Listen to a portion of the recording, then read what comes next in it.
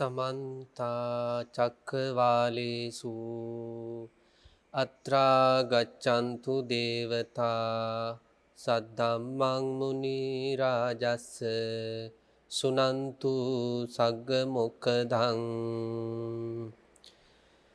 ධම්මස්සවන කාලෝ අයං බදන්තා ධම්මස්සවන කාලෝ අයං බදන්තා ධම්මස්සවන කාලෝ අයං බදන්තා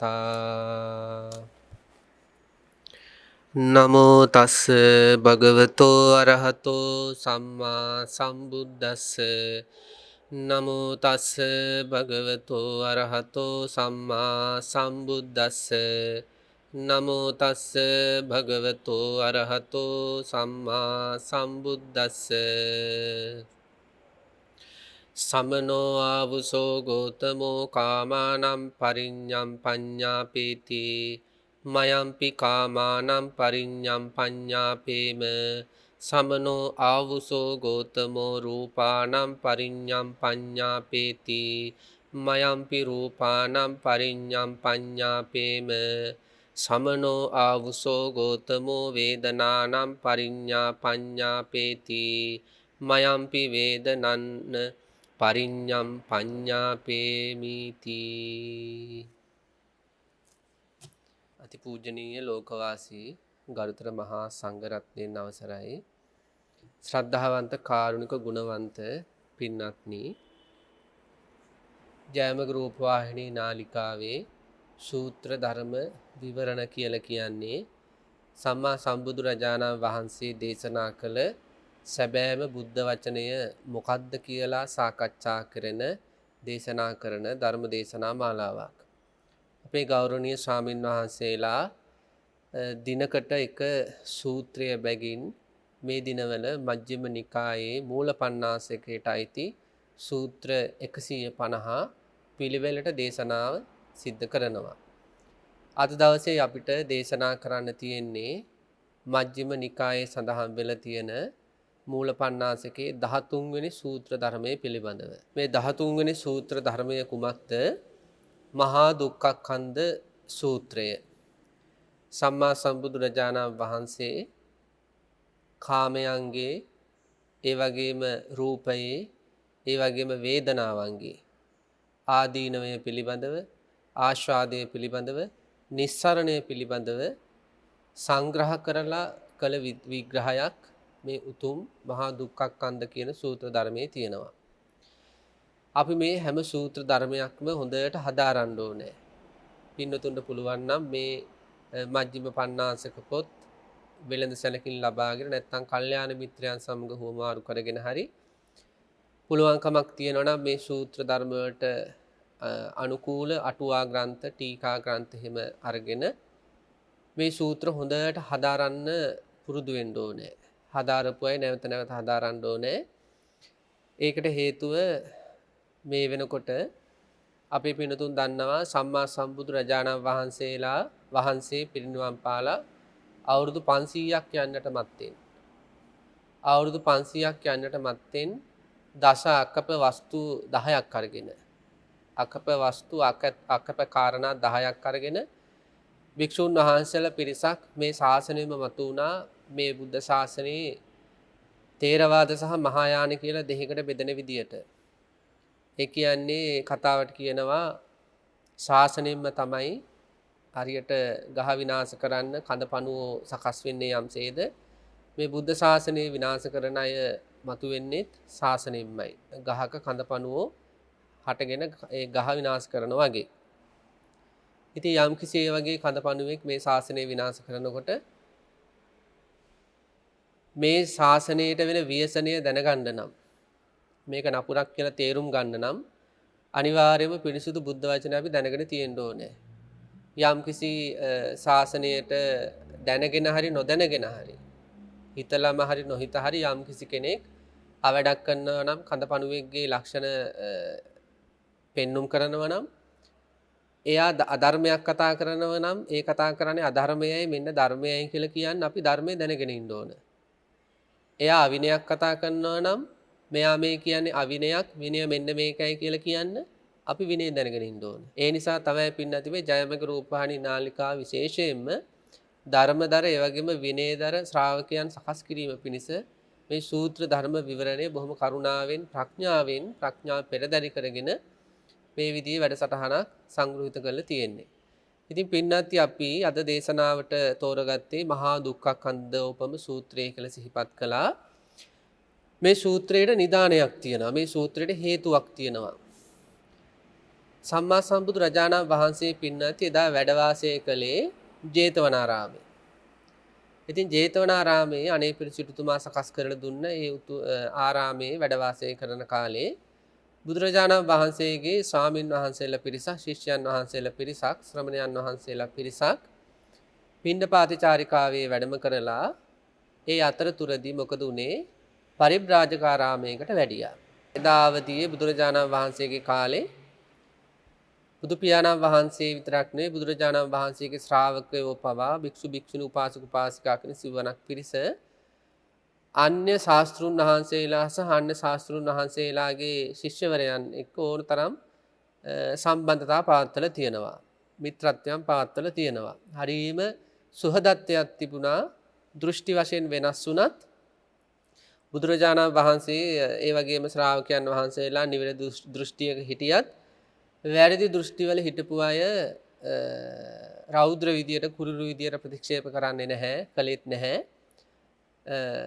ඕනෑම අසත්පුරුෂයෙක් එක්ක වුණත් ඉන්න පුළුවන් විදිහට උන්වහන්සේලා හිත හදාගෙන හිටපු නිසා මේ පරිබ්‍රාජකයන් සහ ඕනම නිගණ්ඨයන් ආදී ඕනෑම කෙනෙක් සෞම්‍ය වැසුරු කිරීමේ ස්වභාවයක් උන්වහන්සේලාගේ තිබිලා තියෙනවා.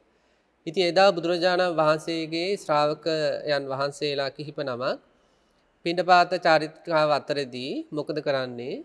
පරිබ්‍රාජකාරාමයකට වඩිනවා. ඉතින් මේ පරිබ්‍රාජකාරාමයට ගියාට පස්සේ මේ සූත්‍රයේ සඳහන් වෙනවා හරීම සන්තෝෂයෙන් ඉස්සෙල්ලා හොඳට පිළිසඳර කතාවේ ඉදලා තියෙනවා. ඉතින් ඔබ වහන්සේලා කොහේ වඩින ගමන්ද? ඔබ වහන්සේලාට පැන්න අවශ්‍යද? එහෙම හොඳට පිළිසඳර කතාවේ යෙදෙනවා.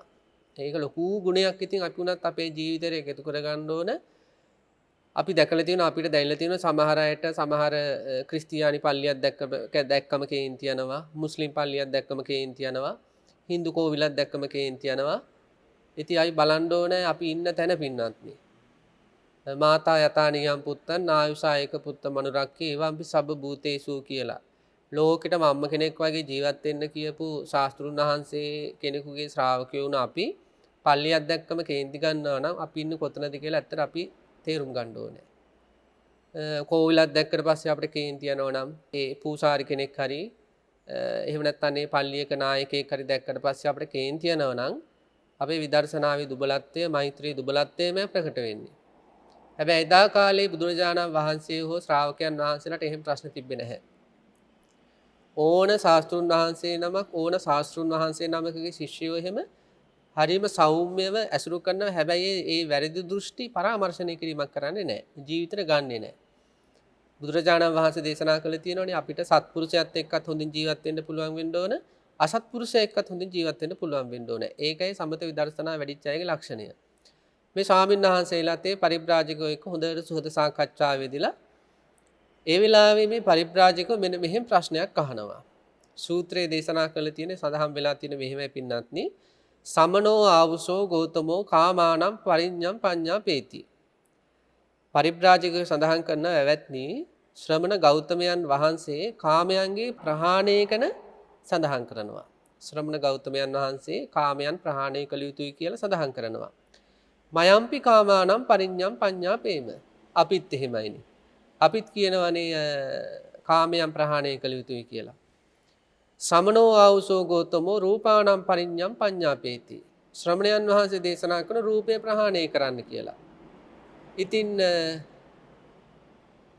මයම්පි රූපානම් පරිඤ්ඤම් පඤ්ඤාපේම. අපිත් එහෙමනේ. ඊළඟට සඳහන් කරනවා සමනෝ ආවුසෝ ගෞතමෝ වේදනානම් පරිඤ්ඤම් පඤ්ඤාපේති. ගෞතමයන් වහන්සේ මේ වේදනාව ප්‍රහාණය කළ යුතුයි කියලා දේශනා කරනවා. මයම්පි වේදනානම් පරිඤ්ඤම් පඤ්ඤාපේමි. ඉතින් අපිත් එහෙමනේ.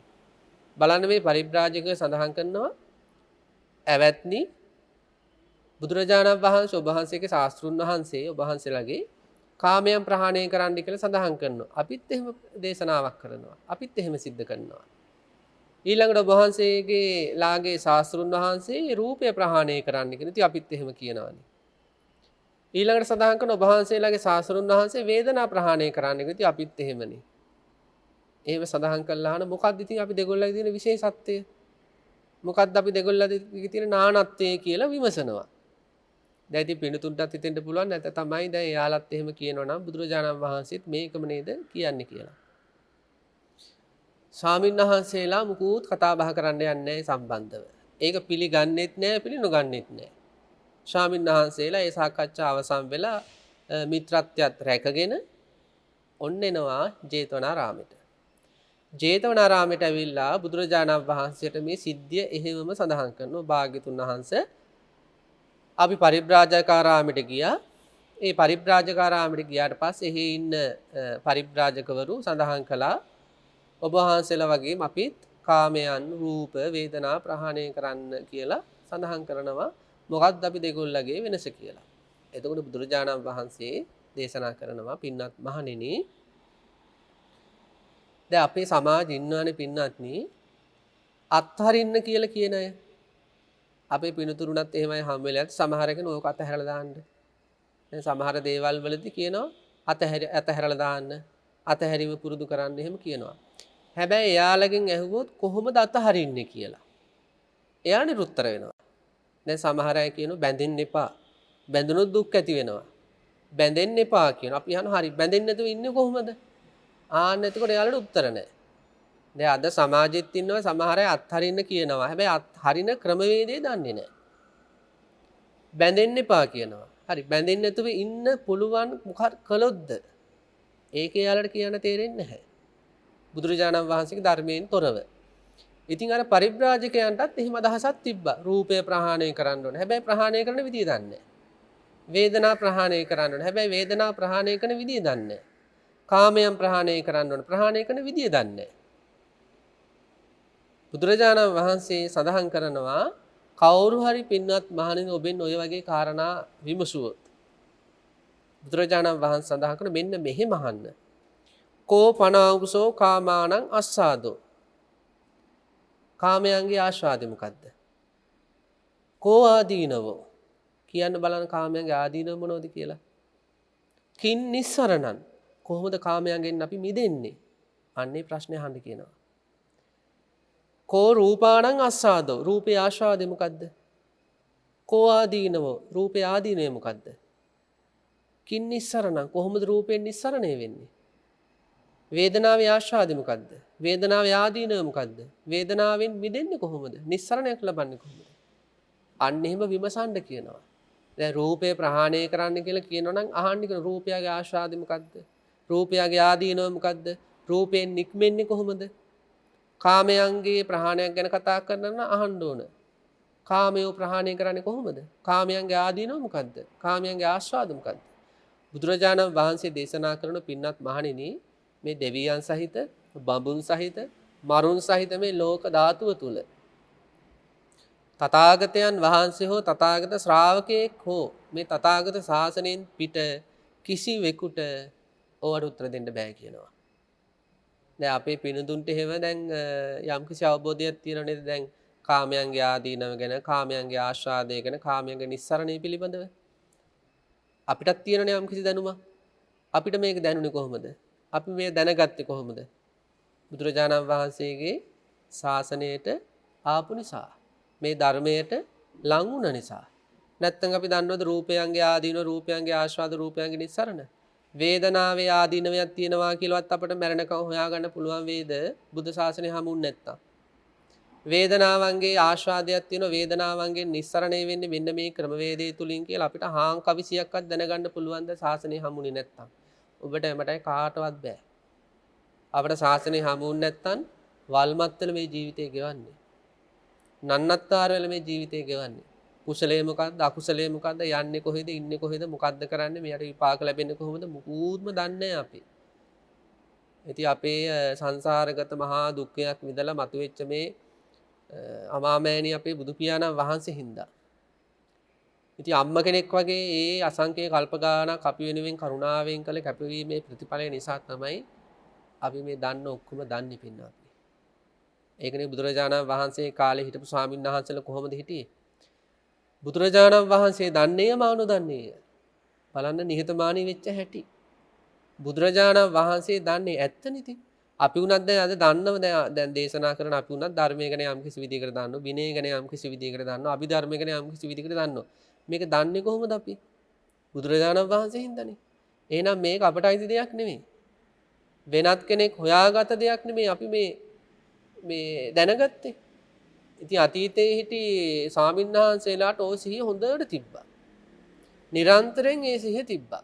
බණ ටිකක් අහන වෙලාවට විතරක් නෙවෙයි හැම තිස්සෙම සිහියක් තිබ්බා. මේ බුදුරජාණන් වහන්සේ අවබෝධ කරගත්ත දේ තමයි මම මේ කටපාඩම් කරගෙන මේ ඉගෙනගෙන පුරුදු කරන්නේ. ඒ නිසා අදහසක් තිබ්බා ශාස්ත්‍රුන් වහන්සේ දන්නේය මා නොදන්නේය කියලා පහතට වැටුණු නිහතමානී මානසිකත්වය. ඉතින් අපි මේ සූත්‍ර හදාරද්දී ඒව හොඳට මතු කරලා ගන්න ඕන අපේ ජීවිතේට. නිහතමානී භික්ෂුව, නිහතමානී භික්ෂුණිය, නිහතමානී උපාසකයා, නිහතමානී උපාසිකා මේ ශාසනයට ආභරණයක් වගේ. ආභරණයක් වගේ. ඉතින් ඊට පස්සේ බුදුරජාණන් වහන්සේ මොකද කරන්න පින්නන්ති? දැන් මේ ස්වාමීන් වහන්සේලාට ඔන්න දැන් මේ සඳහන් කරපු කාමයන්ගේ ආස්වාද ආදීනව නිස්සරණ, වේදනාවේ ආස්වාද ආදීනව නිස්සරණ, රූපේ ආස්වාද ආදීනව නිස්සරණ දේශනා කරන්න පටන් ගත්තා. ආරම්භ කළා. බුදුරජාණන් වහන්සේ සඳහන් කරන පින්වත් මහණෙනි මේ කාමයන්ගේ ආස්වාදය මොකද්ද? පින්නත් මේ කාමයෝ කියන්නේ මොනවද? බුදුරජාණන් වහන්සේ දේශනා කරනවා චක්කු විඥාණයෙන් දත යුතු. අපි දන්නවා රූප දැකීමේ හිත කියන්නේ චක්කු විඥාණය කියලා. රූප දැන ගැනීමේ හිත කියනවා චක්කු විඥාණය. ඇහැ ඇසුරු කරගෙන උපදින හිත, ඇහැ උපකාර කරගෙන උපදින හිතට කියනවා චක්කු විඥාණය කියලා. එතකොට චක්කු විඥාණයෙන් දත යුතු රූප තියෙන මේ ලෝකේ. ඊළඟට සෝත විඥාණයෙන් කන ඇසුරුකට උපදින හිතෙන් දැනගත යුතු ශබ්ද තියෙනවා. ඊළඟට ගාහන විඥාණයෙන් දැනගත යුතු ගන්ධ තියෙනවා. જીවහා විඥාණයෙන් දැනගත යුතු රස තියෙනවා. ඊළඟට කාය විඥාණයෙන් දැනගත යුතු ස්පර්ශ තියෙනවා. එතකොට එතන කීයද? 5යි. බුදුරජාණන් වහන්සේ දේශනා කරන අන්නේ චක්කු සෝත ගාන જીවහා කාය විඥාන වලින් දැනගන්න යම් කිසි රූපයක් තියෙනවා නම්, ශබ්දයක් තියෙනවා නම්, ගන්ධයක් තියෙනවා නම්, රසයක් තියෙනවා නම්, පහසක් තියෙනවා නම් අන්න ඒවා නිසා යම් කිසි චිත්තසංතානයක සොම්නසක් උපදිනවා නම්, සැපයක් උපදිනවා නම් අන්න ඒකට කියනවා කාමයන්ගේ ආස්වාදය කියලා. බලන්න මව් කුසින් මේ ලෝකෙට ආපු දවස් ඉඳලා ඔය වැඩේ වෙනවද නැද්ද? චක්කු විඤ්ඤාණයේ රූප හමුවේ ආස්වාදය උපදිනවා. සෝත විඤ්ඤාණයේ ශබ්ද හමුවේ ආස්වාද උපදිනවා. එතකොට ගාහන විඤ්ඤාණය ගන්ධ හමුවේ, જીවහා විඤ්ඤාණය දිවෙන් දැනගත්තු රස හමුවේ ආශාත් උපදිනවද නැද්ද? උපදිනවා. මේ විදියට ඇහැ කන නාසය දිවකය ඇසුරු කරගෙන ජීවිත කාලයක් පුරාවට මොකද වෙන්නේ? ආස්වාදයෝ නැවත ඇති වෙනවා. නැවත ඇති වෙනවා. අන්නේ ඇති වෙන ස්වභාවයට බුදුරජාණන් වහන්සේ දේශනා කරනවා කාමයන්ගේ ආස්වාදය කියලා.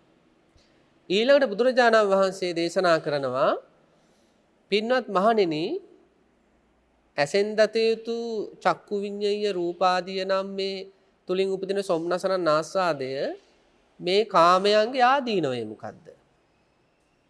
මේ කාමයන්ගේ ආදීනවය මොකද්ද? බලන්න මේක ලස්සනට විස්තර කරන්න හැටි හොඳට අහගෙන ඉන්න පින්නත් මොනතරම් බුදුරජාණන් වහන්සේ අපේ ජීවිතේ විනිවිද දැකලා තියෙනවද කියලා මේවයින් අහු වෙනවා. දැන් සාමාන්‍යයෙන් මේ ලෝකෙට ආවට පස්සේ පින්නන්ති අපි අවුරුදු කීපයක් අම්මා ළඟ තාත්තා ළඟ ඊටාම නිදහසේ වාසය කරනවා. ඊටාම නිදහසේ කිව්වේ ඉතින් ඉරියව් පැවැත්වීමේ දුක් තියෙනවා. එහෙම බඩගිනි දුක, කුසගිනි මේ පිපාස දුක, ලෙඩ දුක් හැදීමේ දුක් යම් කිසි විදිහකට තියෙනවා. නමුත් යම් කිසි සහනශීලී කාලයක් අම්මා තාත්තා ළඟ ජීවිතේ ගෙවනවා. ඊට පස්සේ පින්නන්ති අපි ඉගෙන ගන්න යන්නේ මොකටද? අපි මොකටද ඉගෙන ගන්න යන්නේ? දැන් පළවෙනි ශ්‍රේණිය, දෙවෙනි ශ්‍රේණිය, තුන්වෙනි ශ්‍රේණිය දැන් මේ ඊපෙරේද ශිෂ්‍යත්ව විභාගයක් එහෙම සිද්ධ වුණා. ඒකේ ප්‍රතිඵලත් ආවා. ඉතින් සමහර දරුවෝ සමත් වෙලා, සමහර දරුවෝ අසමත් වෙලා සමහර දරුවෝ විශිෂ්ට විදිහට සමත් වෙලා ඇයි අපි ඉගෙන ගත්තේ? පිනතුන් ඇයි ඉගෙන ගත්තේ? සැප විඳින්නද දුක් විඳින්නද? සැප විඳින්න. මොන වයින් සැප විඳින්නද? අන්නර කාමයන්ගෙන් සැප විඳින්න. දැන් සාමාන්‍ය කෙනෙක් සැපයි කියලා කියන්නේ ඇහැ පිනවන රූප තියෙනවා නම් සැපයිද නැද්ද? සැපයි. කන පිනවන ශබ්ද නිරන්තරයෙන් ඇහෙනවා නම් සැපයි. නාසය දිවකය පිනවන ගන්ධ රස ස්පර්ශ ආදී තියෙනවා නම් සැපයි. අන්නේ සැපේ ඇති වෙන්න නේද සැපේ උපදවා ගන්න නේද රූප ශබ්ද ගන්ධ රස ස්පර්ශ ආදී මේ විවිධ භෞතික සහ ජීවි වස්තු ලං කරගන්නේ. සැප සඳ දැන් පිනුතුන්ගේ ගෙදර බලන්නකෝ ගෙදර රූප වාහිනියක් තියෙනවා මොකටද? ඇහැයි කනයි සතුටු කරගන්න. ගෙදර ඊටාම සුව පහසු ඇඳන් මෙට්ට කොට්ට ඊළඟට සෙටි හැම තියෙන මොකටද? සුව පහසු ස්පර්ශ විඳින්න. ඊළඟට නිවසේ විදුලි පංකා තියෙනවා. සමහර නිවෙස් වායු සමීකරණය කළා මොකටද? ඒත් උෂ්ණය දුරු කළා සැප විඳින්න. ස්පර්ශයේ සුවපත් කරගන්න, යහපත් කරගන්න. ඒ වගේම සීතකරණයේ ආහාර ගබඩා කරලා තියාගන්න මොකටද? දිව පිනවන්න. සුවඳ වලුම් පාවිච්චි කරන මොකටද? නාසය පිනවන්න. වයිවාර නැඳුම් මෝස්තර සහිත කනකර ආභරණ සහිත අල්මාරියක් ඇරියොත් බොහෝ දේවල් මොකටද පින්නත් ඔය? ශරීරය පිනව ගන්න.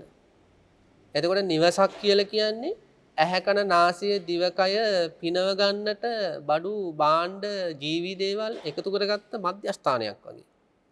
එතකොට හැම කෙනාටම අදහසක් තියෙනවද නැද්ද ඔහොම මධ්‍යස්ථානයක් හදා ගන්න ඕනේ කියලා? මේ සමහර කෙනෙක් මගේම කියලා ගයක්, මගේම කියලා වාහනයක්, ඊළඟට මගේම කියලා දරුවෝ, මගේම කියලා භාර්යාවක්, මගේම කියලා ස්වාමියෙක් විතරන්නේ මගේම කියලා ආදරයක් කියලා උනා. මේ මොනවද මේ කරන්නේ මේ මොකද්ද මේ ඉලක්කය? ඇහැ කන නාසය දිවකය පිනව ගන්න මධ්‍යස්ථානයක් මේ හදා ගන්නයි මේ උත්සාහය. ඉතින් බුදුරජාණන් වහන්සේ බලන්න සඳහන් කරන කාමයන්ගේ ආදීනවලදී දැන් ඉගෙන ගත්ත කෙනා රැකියාවකට යනවා. රැකියාවකට යන්නේ මොකටද? මිල මුදල් හම්බ කරන්න. මිල මුදල් මොකටද? මධ්‍යස්ථානේ හදා ගන්න. මගේම කියලා ගෙයක්, මගේම කියලා බඩු භාණ්ඩ ටිකක්, මගේම කියලා වාහනයක්, මගේම කියලා භාර්යාවක්. ඇයි රැකියාවක් නැත්තම් භාර්යාවක් අල්ල වෙන්නේ නැහනේ. ඉතින් මෙයා රැකියාවකට යනවා. ඔන්න බලන්න බුදුරජාණන් වහන්සේ දේශනා කරනවා යම් කිසි කුල පුත්‍රයෙක් යම් ශිල්පයක් ඒක වඩු වැඩ වෙන්න පුළුවන්, මේසන් වැඩ වෙන්න පුළුවන්, නැත්තම් ඔය ජර්මන් ටෙක් වගේ ගිහිල්ලා මොකක් හරි එහෙම ඉලෙක්ට්‍රොනික පැත්තේ මොකක් හරි එකක් වෙන්න පුළුවන්. මොනවා හරි ශිල්පයකින් නැත්තම් හස්ත මුද්‍රා කියන්නේ බුද්ධ කාලේ තිබ්බ යම් කිසි ඔය හස්ත ශාස්ත්‍ර වගේ යම් කිසි රැකියාවක්. එහෙම නැත්නම් යම් ගිණුම් ක්‍රම වලින් ඔය ගිණුම් කරන ආදී තියෙන වෙළඳ ව්‍යාපාර කටයුතු වලදී අන්න ඒව හරි හදාරනවා. ඊළඟට සීසෑම. දැන් සමහර අය මොකද කරන්නේ? ට්‍රැක්ටරයක් අරගෙන සීසාන පටන් ගන්නවා. ඒ තමයි යාගේ රැකියාව.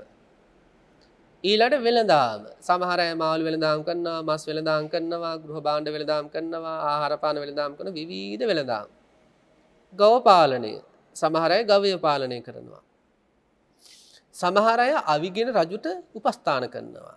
ඒ කියන්නේ රටේ රජතුමා වැනි යම් අය ආරක්ෂා කරන්න සමහර අය අවිය ආයුධ අරගෙන එවැනි රැකියාවලට යනවා. අවියෙන් තොර රාජ්‍ය සේවා. ඊළඟ බුදුරජාණන් වහන්සේ දේශනා කරන සමහර අය ආයුධ නැතුව රාජ්‍ය සේවයට යොමු වෙනවා. දැන් ඉතින් අපේ රටේ තියෙන ඔය එක විවිධ රාජ්‍ය අමාත්‍යාංශ ඉතින් ඒවයි වැඩවලට යොමු වෙනවා. බුදුරජාණන් වහන්සේ දේශනා කරනවා මෙන්න මේ විදිහට පුංචි කාලේ ඉඳලා අනාගතයේ කාමයන්ගෙන් සැප ලබන්න කාම මධ්‍යස්ථානයක් හදාගන්න සතුටු වෙන්න පුළුවන් එවැනි ගෙවල් දොරවල් ආදී හදාගන්න මෙයා අමාරුවෙන් දුක් විඳගෙන ඉගෙනගෙන රැකියාවකට යනවා. ඊට පස්සේ බලන්න කියනවා දේශනා කරනවා සීතස්ස පුරක්කතෝ සමහර අය මේ රැකියාව කරද්දී සීතලෙන් පීඩා ලබනවා. දැන් මේ ළඟදී දැන් අපේ ජයමග නාලිකාවට පරිත්‍රාණ දේශනාවලට අපේ ගෞරවනීය ස්වාමීන් වහන්සේලාත් එක්ක අපි වඩිනවා. ඉතින් වඩිනකොට රෑ කාලේ යන්නේ රෑ කාලේ යනකොට මොකද වෙන්නේ? තන මේ රටේ මේ වෙලා තියෙන කොරෝනා වසංගතෙත් එක්ක මුර පොළවල් දාලා තන. එතකොට ඉතින් අපි යද්දිත් ඊළඟට 10 මාට 11ට එද්දිත් අපි මොනවද දකින්නේ? ඉතින් මේ මුර පොළවල් වල ඔන්න දැන් සමහර අපේ පොලිසිය වැඩ කරන මහත්තුරු වැහි කබා දාගෙන. ඒ වගේම සමහර අය ඔය මාස්ක් දාගෙන ඒ කියන්නේ පින්නට රාත්‍රී කාලයේ හීතලට අහු වෙමින් එයාලා මොකද කරන්නේ? එළි වෙනකම්ම රැකියාව කරනවා. දැන් සමහර අය ආයතනවල බැංකු වගේ යම් යම් ආයතනවල දැන් මේ වගේ කාලෙ විතරන්නේ හැම කාලෙකම මේ පිළිතුන් දැකලා ඇති ආරක්ෂාවට එක්කෙනෙක් දෙන්නෙක් තියෙනවා. ඉතින් බලන්නකෝ නිදි මරාගෙන ගෙවනේ පැය කිහිපය හීතලේ. ඉතින් එහෙම දැන් සමහර පාරවල් හදන එහෙම දැන් දවල් දවසට මේ මාර්ග හදන්න බෑ. ඉතින් රාත්‍රී කාලේ තමයි හදන්නේ. ඔය කොළඹ පෑලීගොඩ එහෙම අපේ පින්නතුන් එහෙම දැකලා ඇති පාලම් හදනවා ගුවන් පාලම්. දවල් දවසේ හදන්න බෑ වාහන යන නිසා. ඉතින් රාත්‍රී කාලේ තමයි හදන්නේ. කොච්චර හීතලද? අපි වගේ මිනිස්සුනේ, අපි වගේ මිනිස්සුනේ හුස්ම ගන්න. ඉතින් මොකටද එහෙම රැකියා කරන්නේ? දැන් පින්නතුන් උනත් රැකී ආරක්ෂා කරනවානේ. මොකටද මෙහෙම අපි රැකී ආරක්ෂා කරන්නේ? ඇහැ පිනවන රූප මිලට ගන්න. කන පිනවන ශබ්ද මිලට ගන්න. නාසය දිවකය පිනවන ගන්ධ රස ස්පර්ශ ආදිය මිලට ගන්න. නැත්නම් වෙනත් ආකාරයකින් ලං කර ගන්න. ඒ නිසා සඳහන් කරන සීතස්ස පුරක්කතෝ සීතයෙන් පෙළමින් මේ රැකියාවල දෙන්නේ. උන්නස්ස පුරක්කතෝ වෙලාවකට අවුවෙන් රස්නෙන් පෙළමින් දැන් බලන්න දැන් හරියට කරුණාව උපදින්න ඕන තැනක් දැන් ඔය මාර්ගෙහෙම සමහර කාලවල වැඩ වැඩි වුණාට පස්සේ ඉක්මනට ඉවර කරන දවල් දවසෙත් වැඩ කරනවා. ඉතින් දවල් 12ට විතර මේ තාර පාරක වැඩ කරනවා කියන එක ලේසිද? අපේ ඔය නගර සභාවල වැඩ කරන ඔය අපේ අම්මලා තාත්තලාම අපි දැකලා තියෙනවා. ඉතින් ගිනි මද්දහනේ අතු ගන්නවනේ. ඉතින් බලන්න මේ අවුවෙන් පිච්චෙනකොට අමාරු නැද්ද? අපේ පින්නතුන් එහෙම ඔය මේ වාහන තියෙන පින්නතුන් දන්නවා වාහනේට නැග ගමන් මොකද කරන්නේ? වායු සමීකරණ යන්ත්‍රය උඩ්පරිම දා ගන්නවා. රැකියාව කරන තැනට ගිය ගමන් මොකද කරන්නේ? වායු සමීකරණ යන්ත්‍ර උඩ්පරිම දා ගන්නවා. ඕක දවසකට හරි කැඩුනොත් මොකද වෙන්නේ? වාහනේ AC එක දවසකට කැඩුනොත් මොකද වෙන්නේ? දන්නු නේද හිතරෙන පීඩනය වේදනාව. ඉතින් බලන්න එච්චර සැපය හොයන ලෝක සත්‍යය. අවුවේ පිච්චි වැඩ කරන්නේ මොකටද? ඇහැ පිනවන රූප මිලට ගන්න. කන පිනවන ශබ්ද මිලට ගන්න. දිව පිනවන රස මිලට ගන්න. සල්ලි හම්බ කරන්න එපා. කාමයන්ගේ ආදීනව මේවා. ඊළඟ බුදුරජාණන් වහන්සේ දේශනා කරන ඩංස මකස වාතාතප සිරින්සප සම්පස්සේහි රිස්සමානෝ. ඩංස මකසය කියන්නේ මැසි මදුරු පීඩා. දැන් අපේ යුද්ධයට ගියපු අපේ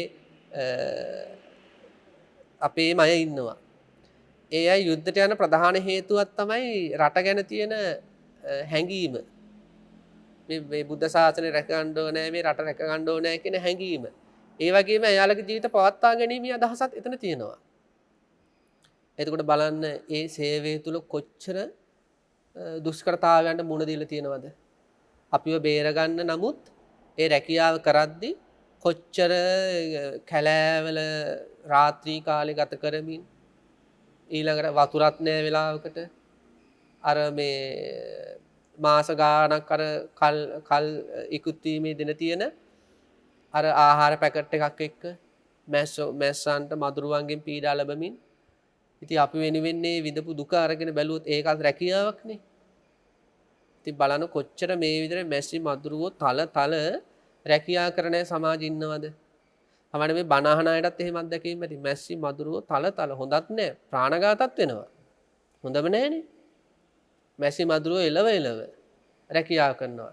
වාතාතප සිරින්සප වෙලාවකට මේ සුලගෙන් වෙලාවකට අවුවෙන් වෙලාවකට සර්පයන්ගෙන් සම්පස්සේහි රිස්සමාන ගැටෙමින් පෙළෙමින් ඊළඟ සඳහන කුප්පිපාසාය මීයමානෝ පිපාසෙන් මැරෙමින්. දැන් පින්නත්නි මේ පිළිතුරු දන්නවද ඔය ඇඟලුම් කර්මාන්ත එහෙම?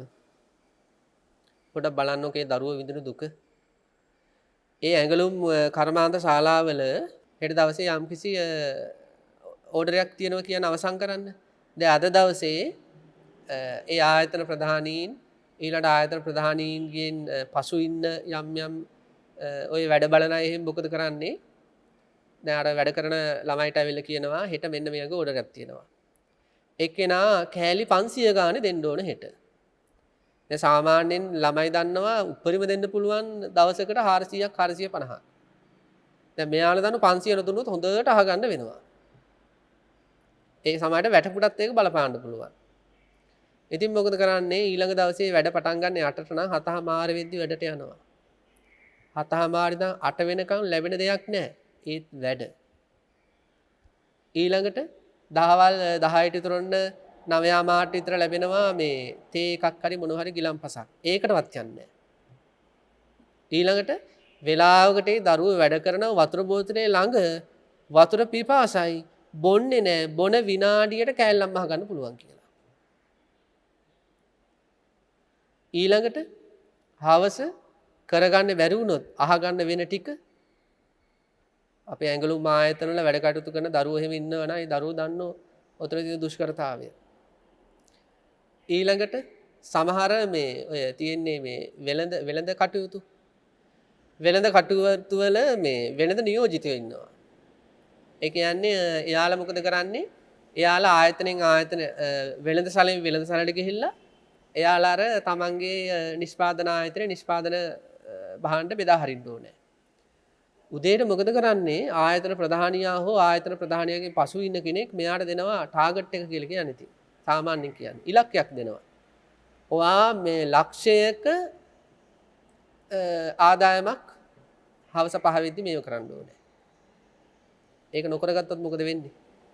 මට එක මහත්තයෙක් කියනවා ස්වාමින්වහන්සේ අම්මා මතක් කරලා බයිනවා කියලා. දැන් දෙනවා ටාගට් එක හවස 5 වෙද්දි ලක්ෂ 5ක සේල් එකක් ඕන. සේල් එක ලක්ෂ 3 නම්, ලක්ෂ 2 නම්, ලක්ෂ 4 නම් අම්මා මතක් කරලා බයිනවලු. බනිනවලු කියන්නේ ඒක ලූනේ බනිනවා කියලාම ගන්න. ඒක පැහැදිලිව මේ මහත්තයා කියපු ඇත්තක් නිසා. ඉතින් සමහර ආයතන වල එහෙම නැහැ. ඉතින් අම්මලා තාත්තලා දරුවන්ට සලකනවා වගේ සලකනවා. නමුත් ඉතින් අරම ආයතනත් මේ ලෝකේ මේ රටේ තියෙනවා. බලන්නකෝ ගෙදර භාර්යාවගේ ප්‍රශ්න, ගෙදර දරුවන්ගේ ප්‍රශ්න, ආර්ථික ප්‍රශ්න, කුලී ගෙදරක නම් කුලී ප්‍රශ්න, මිලගැවීමේ ප්‍රශ්න. ඊළඟ වාහනයක් හරි බයික් එකක් හරි තුනා ඒකේ ප්‍රශ්න. මේ ඔක්කොම ප්‍රශ්න වලින් තැලිලා පොඩි වෙලින් ඉන්න මිනිස්සයාට රැකියාවට ගියාට පස්සෙත් අහගන්න වෙනව නම් ජීවත් ඉන්නෙක් ගැන අපි සතුටු වෙන්න ඕනේ.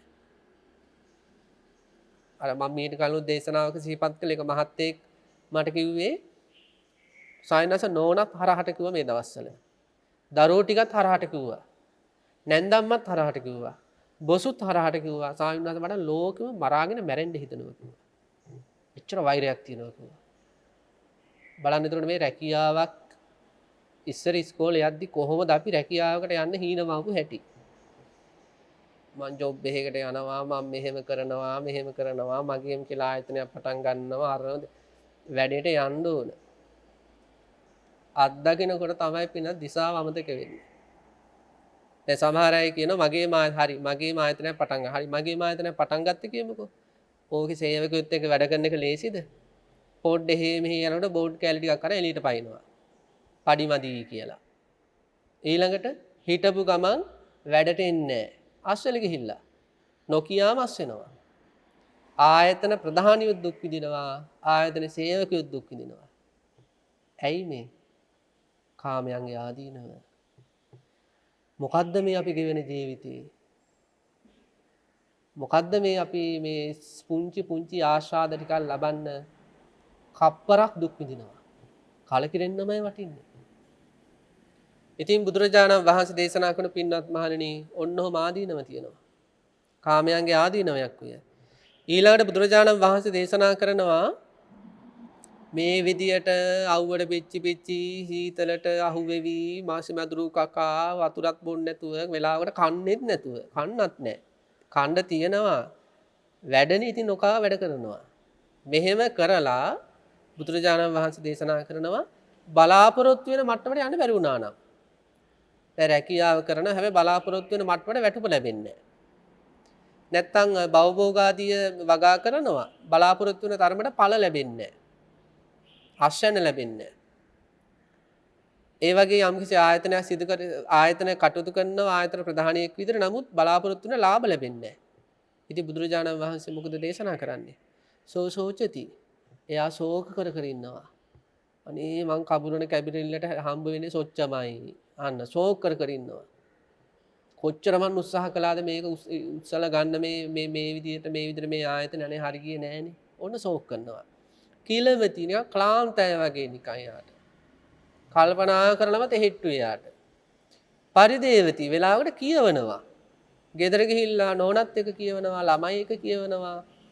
එහෙම නැත්නම් තමන්ගේ යාළුවොත් එක කියවනවා. වැඩක් නැහැ. ඒ රස්සාව මට මෙහෙමයි, මම මෙච්චර වැඩ කරනවා, මට ඒ උනාට සැලකිල්ල මෙහෙමයි. මගේම කියලා ව්‍යාපාරයක් නමුත් වැඩක් නැහැ. සේවකයෝ එනවා යනවා. මෙයාලත් එක වැඩ කරාදී පිස්සු හැදෙනවා කියලා. මොකද පරිදේවති. උරත්තාලින් කන්දති. සමහර අය උරේට ගහ ගහ අඬනවා කියලාත් බුදුන් වහන්සේ දේශනා කරනවා. දැන් මේ කොරෝනා ව්‍යසනයේ කාලේ එක මහත්තයෙක් මාත් එක්ක කතා කරන්න ආවා. යම්කිසි විදේශගත යම් භාණ්ඩ ආනයනය කරලා මෙහි විකුණනවා. දැන් කොරෝනා ප්‍රශ්නයත් එක්ක ගුවන් ගමන් නතර වුණා විතරයි මේ මහත්තයාගේ ව්‍යාපාරය යන්නේ හිටියා. ඉතින් මාත් එක්ක කතා කර මොකද කරේ? අඬනවා. මේ පීඩනය මගේ ඉස්සරහා අතහැරියා. ගෙදරදී අඬන්න බෑ. ඒ ව්‍යාපාරය යන්නේ හිටියා කියලා. ඉතින් ඒවා අත්දකින්න කෙනාට දැනෙන්නේ අපටෝ දැනෙන්නේ නැහැ පින්වත්. තුවාලේ තියෙන කෙනාට තමයි තුවාලේ අමාරු දැනෙන්නේ. ඉතින් ඒ විදියට අර බුදුන් වහන්සේ දේශනා කරන හොඳට ඉගෙනගෙන රැකියාවලට ගියා. රැකියාවෙත් විදෝ වැඩ කරන්නේ. අමාරුවෙන් වැඩ කරත් අන්තිමට ප්‍රතිඵල අසාර්ථක වුණොත් ඒකත් කාමයන්ගේ ආදීනවයක්. එයා දුක් විඳිනවා. ඊළඟට සඳහන් කරනවා තව එකක් තියෙනවා. මේ විදිහට හම්බ කරනවනේ. හම්බ කරන දේ හොරු ගනී කියලා බයේ ඉන්නේ. හම්බ කරන දේට රජය බදු ගහයි කියලා බයේ ඉන්නේ. දැන් ඔය ඉන්දියාවේ එහෙම සමහර රංගන ශිල්පීන් එහෙම ඉන්නවනේ. එයාලා ගෙවල් වලට හිටපු ගමන් බදු නිලධාරීන් පයින්නවා. පැනලා මොකද කරන්නේ? අල්මාරියෙන් ලක්ෂ 10ක් අරන් යනවා, ලක්ෂ 20 අරන් යනවා. මොකද මේ වෙලා තියෙන්නේ? මෙයාලා මේ මුදල් බැංකුගත කරන්නේ නැහැ. බැංකුගත කරොත් ඒවට බදු ගහනවනේ. ඒ නිසා ගෙදර හංගන් ඉන්නවා. අන්න බලන්න. හංගගෙන ඉන්නේ ඒවා හිටපු ගමන් බදු දෙපාර්තමේන්තුවලින් පැනලා මොකද කරන්නේ? අරන් යනවා. ඉතින් දුක නැද්ද? සෝසෝචති. හරිය ශෝකයි. හංගලත් තියාගත්ත ඒක අරන් ගියන මේ මිනිස්සු ටික. ඉතින් ඒක සිද්ධියක් විතරයි. ඉතින් බුදුරජාණන් වහන්සේ දේශනා කරන්නේ මේ විදිහට මේ කාමයන්ගේ ආදීනව දුක් විඳ විඳ රැකී ආරක්ෂා කරනවා. ඊළඟට ඒ බලාපොරොත්තු වෙන ප්‍රතිඵලේ නැහැ, වැටුප නැහැ, ලාභ නැහැ. එහෙම නැත්නම් මේ භවභෝග සම්පත් විනාශ වෙලා යනවා. එහෙම නැත්නම් බුදුන් වහන්සේ දේශනා කරන අමාරුවෙන් මේක ලාභ ලැබුවත් ඒක හොරු ගන්න පුළුවන්. සතුරන් ගන්න පුළුවන්. එහෙම නැත්නම් බදු හරි ගහන්න පුළුවන්. ඊළඟට සඳහන් කරන එක්කෝ ජලයට අහු වෙන්න පුළුවන්. ඔය සුනාමි එහෙම ආවට පස්සේ මොකද උනේ? අපේ රටේ රක්ෂණ සංස්ථාවලට මුදල් ගෙවා ගන්නත් බැරි වුණා සුනාමියට අහු වෙච්ච අයට.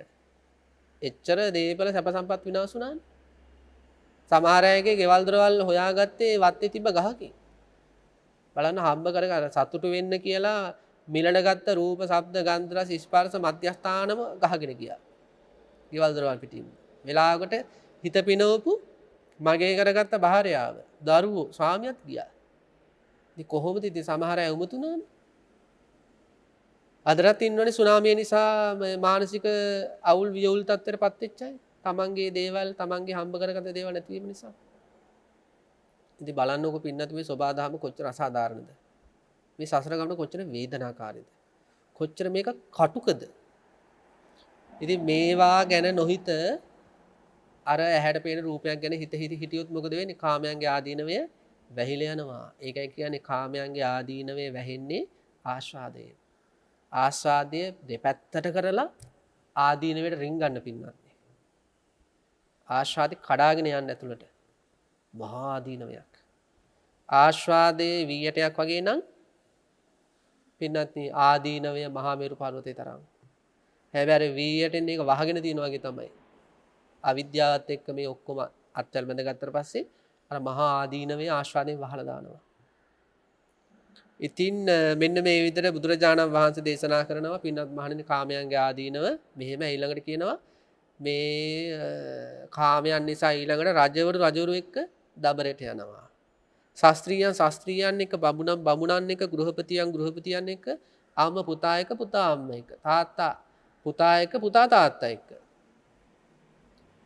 සහෝදරයත් එක්ක සහෝදරිත් එක්ක ඔවුනොවුන් අවියාවිද අරගෙන සැත් අරගෙන අතින් පහර දෙමින් පයින් පහර දෙමින් පරුස වචන කියා ගමින් මොකද්ද කරන්නේ? මේ මිලට ගත්ත කාම වස්තු වලට හොරල්නවා.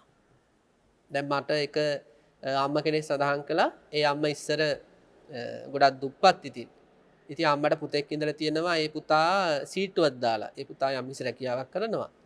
ඉතින් දරුවෝ ගොඩාක් හිටපු මේ පවුලේ ආර්ථික ප්‍රශ්න හරියටලු. ඉතින් මේ අම්මා දවසක් මොකද කළේ තියෙන්නේ අර සීට්ටුව හම්බුනාට පස්සේ අර ලොකු පුතාගෙන් යම් කිසි මුදලක් ඉල්ලලා. ඒ අම්මා කියන්නේ අම්මට ඇඬුණ කියලා ඊට පස්සේ කියපු ඒවට.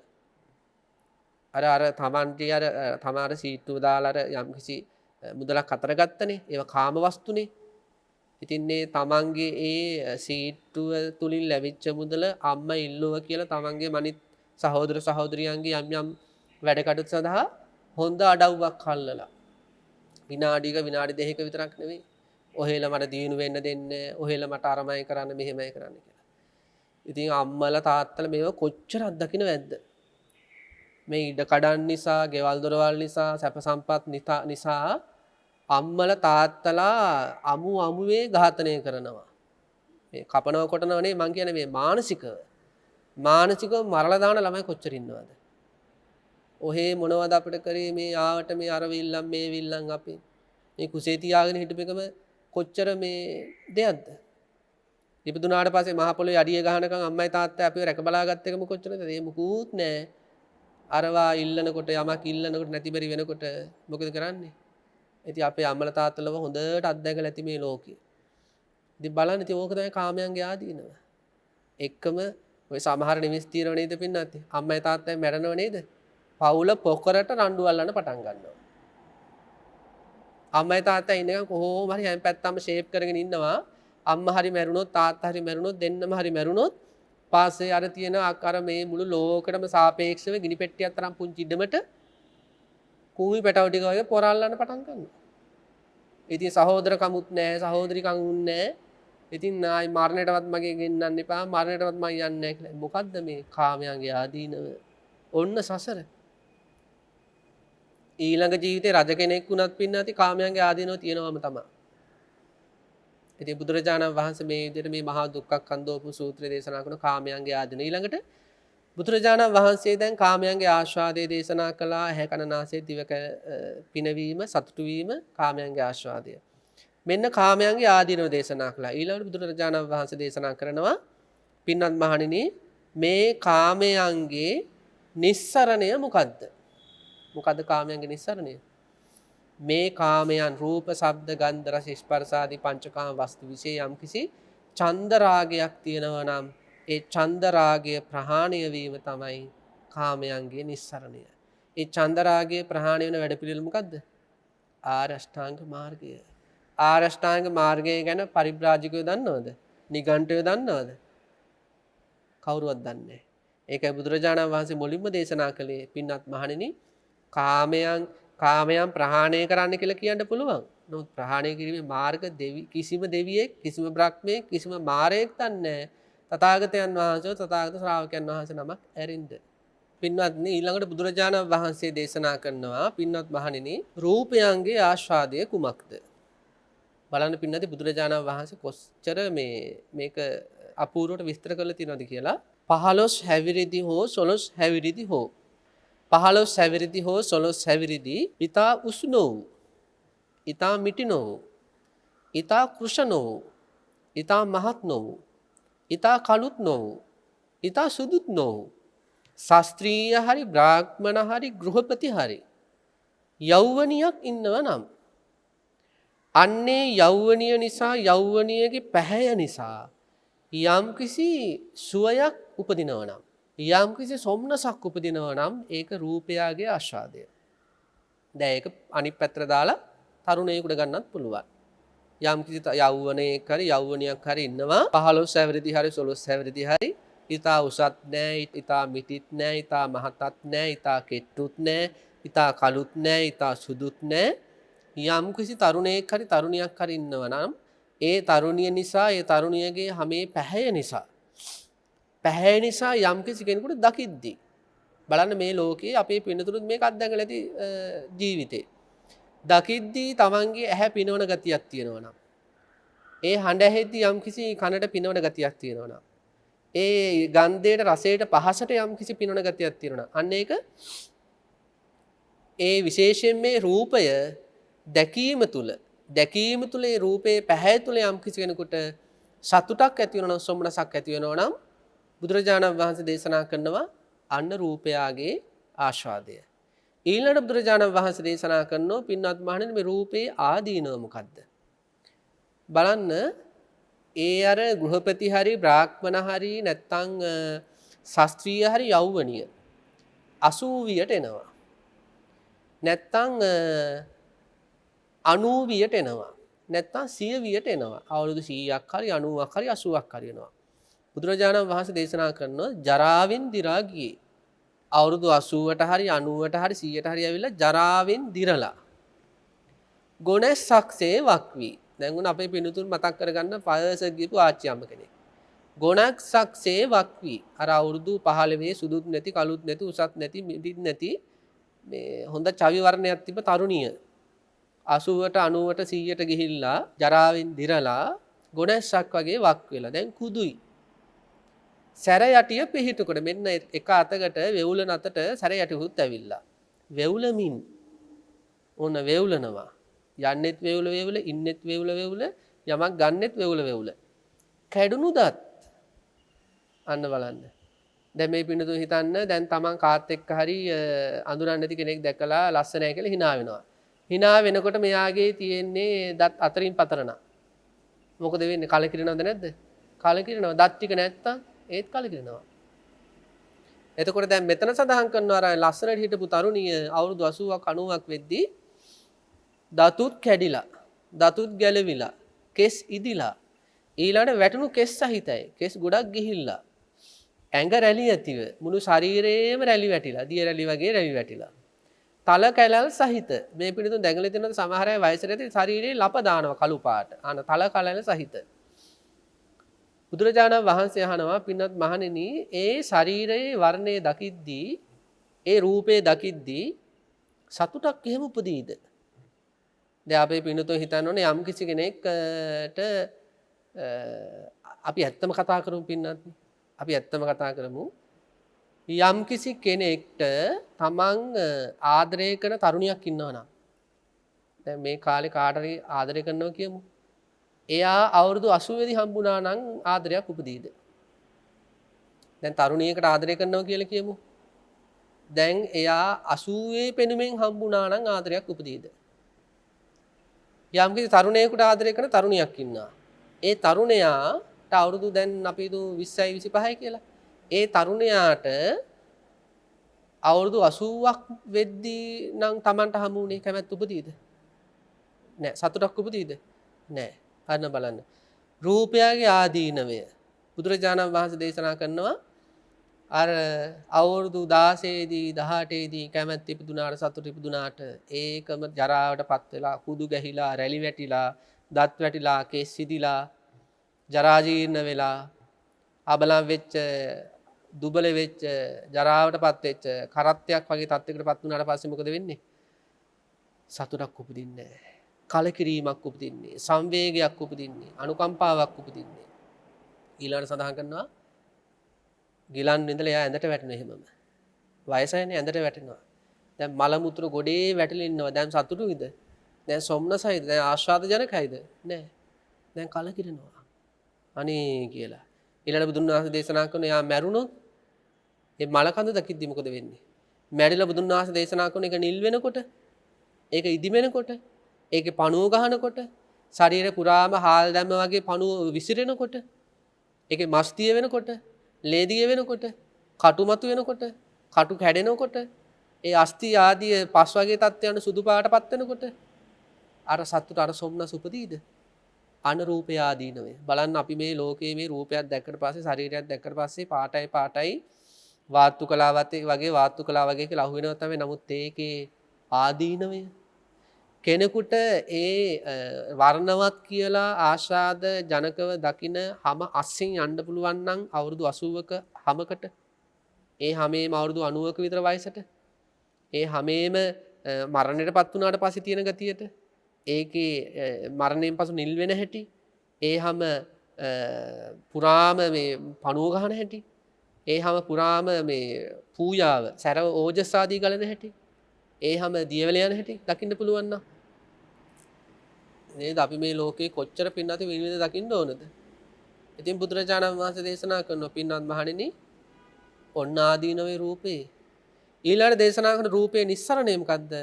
යම් කෙනෙක් මේ ආස්වාදයේ ආදීනවය හොඳට දකිනකොට ආරෂ්ඨාංග මාර්ගය තුල පිහිටවින් මෙයාට මොකද වෙන්නේ? අන්නේ රූපය ගැන තියෙන චන්දරාගය ප්‍රහාණය වෙනවා. ඒක තමයි රූපේ ප්‍රහාණය. ඊළඟ බුදුන් වහන්සේ දේශනා කරනවා වේදනාව. වේදනාවේ ආස්වාදයේ විතර බුදුන් වහන්සේ දේශනා කරන්නේ මොකද්ද? බුදුන් වහන්සේ වේදනාවේ ආස්වාදයේ විතර පෙන්눔 කරන්නේ ප්‍රථම ධානයේ තුල උපදින සුවය. ද්විතිය ධානයේ තුල, තතිය ධානයේ තුල, චතුර්ථ ධානයේ තුල උපදින සුවය තමයි වේදනාවේ ආස්වාදය කියලා සඳහන් කරන්නේ. මොකද ප්‍රථම ධානයේ තුල දුකක් නැහැ, නිදුක් බව තියෙන්නේ. ඒකයි. ඒ වේදනාවන්ගේ තියෙන ආදීනව මොකද්ද? ඒ ප්‍රථම ධානයේ කොච්චර හොඳ සැපයක් වුණත්, නිදුක් භාවයක් වුණත්, ඒ ප්‍රථම ධානය අනිත්‍යයි. ඇති වෙලා නැති වෙලා යනවා. විපරිණාම ස්වභාවයෙන් යුක්තයි. තිබූ තත්ත්වයෙන් වෙනත් තත්ත්වයකටපත් වෙනවා. එහෙනම් ඒක සැප පිණිසද? දුක පිණිසයි. එහෙනම් ඒ වේදනාවේ තියෙන අනිත්‍ය දුක් අනාත්ම තමයි වේදනාවේ ආදීනවේ. වේදනාවේ නිස්සරණය මොකද්ද? ඒ වේදනාව කෙරෙහි යම්කිසි ඡන්ද රාගයක් තියෙනවා නම් ඒක ප්‍රහාණය කරන්න ඕන. ඉතින් පින්නත්නි මේක තමයි මේ සූත්‍ර දේශනාවේ සංක්ෂිප්තය. මජ්ක්‍ධිම නිකායේ 17 වෙනි සූත්‍ර ධර්මය මහා දුක්ඛඛන්‍දෝපම සූත්‍රය. මේ සූත්‍රයේ දේශනා වෙන්නේ රූපයේත් වේදනාවෙත් කාමයන්ගෙත් ආදීනවයත් ආස්වාදයත් නිස්සරණයත්. මේකට නිදාණය වුණේ පරිබ්‍රාජකාරාමයේ පරිබ්‍රාජකෝ කියන්න පටන් ගත්තා. ඔබ වහන්සේලාගේ ශාස්ත්‍රුන් වහන්සේ වගේමයි අපිත් රූපයන්ගේ වේදනාවන්ගේ කාමයන්ගේ ප්‍රහාණයක් ගැන කතා කරනවා. හැබැයි බුදුන් වහන්සේ ඒක දැනගෙන සඳහන් කරන්නේ දුරු කරනවා කියලා කියන්න පුළුවන්, දුරු කරන්න ඕන කියලා කියන්න පුළුවන්. නමුත් එයාලා ඒවයි ක්‍රමවේද නම් දන්නේ නැහැ. එයාලා විතර නෙවෙයි කිසිම දෙවි කෙනෙක් බ්‍රහ්මයේ මාරයෙක් දන්නේ නැහැ. තථාගත යන් වහන්සේ හෝ ශ්‍රාවකයන් හෝ මේ තථාගත ශාසනයෙන් තොරව. ඉතින් මේ දේශනාව සිද්ධ කළාට පස්සේ සඳහන් වෙනවා ඉදම වෝච භගවා අත්ත මනාතේ බික්කු භගවතෝ බාසිතන් අභිනන්දොන්ති. මේ දේශනාව අහගෙන හිටපු භික්ෂුන් වහන්සේලා හරීම සන්තෝෂයෙන් මේ මහා දුක්ඛඛන්‍දෝපම සූත්‍ර දේශනාව සතුටින් අනුමෝදන් වුණා කියලා දේශනාව අවසානයේ සඳහන් කරලා තියෙනවා. ඉතින් අපේ පින්නතුන් මේ සූත්‍රය හොඳට නැවත නැවත ශ්‍රවණය කරන්න, පුළුවන් නම් නැවත නැවත හදාරන්න. හැමදෙනාට මේ උතුම් සූත්‍ර ධර්ම විවරණ තුලින් මේ කාම වේදනා රූප ආදී ආදීනවයන් හොඳට ප්‍රකට වෙලා. తాවකාලික ආස්වාදය, ඊටාම සියුම් වුණ ආස්වාදය අවබෝධ වෙලා. ඒක වහගෙන ගියපු මහා ආදීනව ප්‍රකට වෙලා මේ හැම රූප වේදනා කාමයන්ගෙන් අත්විදුණු උතුම් නිර්වාණ ධාතුව සාක්ෂාත් වීමටම මේ මහා දුක්ඛඛන්‍දෝපම සූත්‍ර ධර්ම විවරණය හේතු වේවා කියලා ප්‍රාර්ථනා කරනවා. හැම දිනාටම සම්මා සම්බුදු සරණයි. ආකාසට්ටා ච බුම්මට්ටා දේවානාගා මහිද්దికා පුඤ්ඤන්තං අනුමෝදිත්වා චිරන් රක්ඛන්තු ශාසනං. ආකාසට්ටා ච බුම්මට්ටා දේවානාගා මහිද්దికා පුඤ්ඤන්තං අනුමෝදිත්වා චිරන් රක්ඛන්තු දේශනං. ආකාසට්ටා ච බුම්මට්ටා දේවානාගා මහිද්దికා පුඤ්ඤන්තං අනුමෝදිත්වා චිරන් රක්ඛන්තු මම් පරන්ති.